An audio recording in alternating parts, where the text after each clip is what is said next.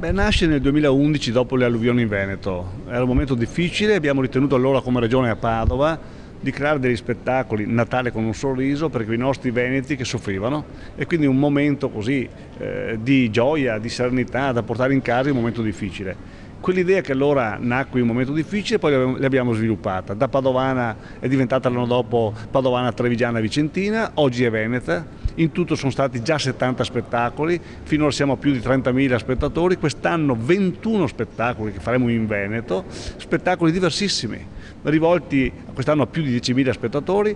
Ma qual è l'obiettivo in qualche modo, oltre che creare un sorriso? Beh, intanto un cartellone vario. Quindi un trevigiano che viene magari a Padova a vedere la danza, un padovano che magari va a Verona a vedere il gospel, oppure, e parliamo non di Padova, Verona, parliamo dei nostri comuni di provincia. Allora, in tutto questo la voglia di variare l'offerta e creare serenità, come? Gratuitamente. Anche se poi, devo dire, ringrazio i comuni in particolare, hanno ritenuto qualche sera di mettere un biglietto simbolico. E perché un biglietto simbolico quando c'è uno spettacolo gratuito? Perché si fa solidarietà. E allora una volta con l'offerta favoriamo le cucine popolari, una volta con l'offerta favoriamo dei voucher per i disoccupati che troveranno quindi qualche esperienza di lavoro, ma soprattutto creiamo cultura con una rete di iniziative, progetto regionale che dice lavoriamo in rete e soprattutto creiamo la gioia che i nostri veneti qualche volta vedono anche l'attività serena, positiva. E il titolo di questo cartellone, Natale con un sorriso, credo sia il simbolo di questa iniziativa. Devo dire che in questi anni siamo riusciti, dimezzando quello che è l'investimento in cultura, e la cultura avrebbe molto bisogno, a raddoppiare il numero degli eventi che la Regione aiuta.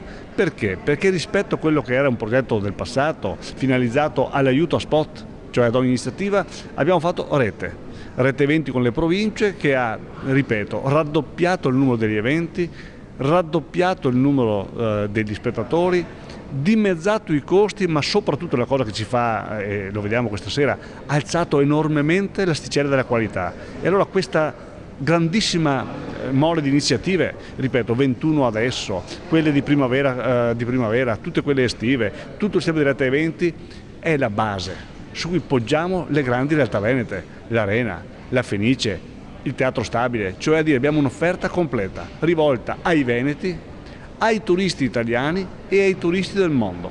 D'altra parte, se il turismo è una miniera economica anche di una economia pulita, 10 miliardi è il fatturato da turismo in Veneto, 63 milioni sono le presenze turistiche in Veneto e un turista di città d'arte, cioè quello che stasera viene qua, spende 130 euro al giorno.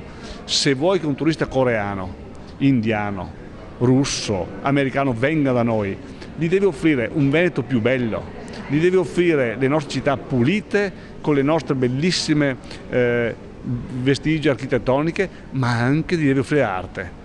Questa sera offriamo un pezzo di questo mosaico, il pezzo che riguarda l'arte.